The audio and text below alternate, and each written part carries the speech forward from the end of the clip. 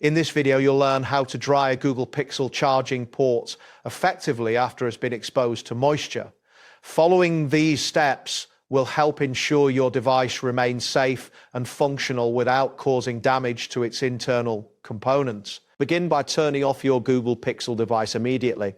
This action is crucial as it prevents potential damage from short circuits that can occur if the device remains powered on while moisture is present. Place the phone in a dry and safe environment, ensuring it is not subjected to any aggressive movements that could push water deeper into the charging port. Next, take a dry cloth and gently wipe the outer area of the charging port.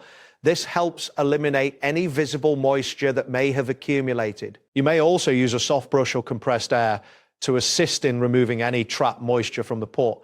Avoid using sharp objects for this purpose, as they can cause damage to the internal components. Allow the device to air dry naturally in a well-ventilated area, steering clear of heat sources like hair dryers, which can harm the phone. Patience is essential during this drying process. It is important to let the device dry completely for several hours before attempting to charge it again. This waiting period ensures that any remaining moisture has evaporated, significantly reducing the risk of damage when power is restored to the device. Once you believe the port is fully dry, turn the device back on.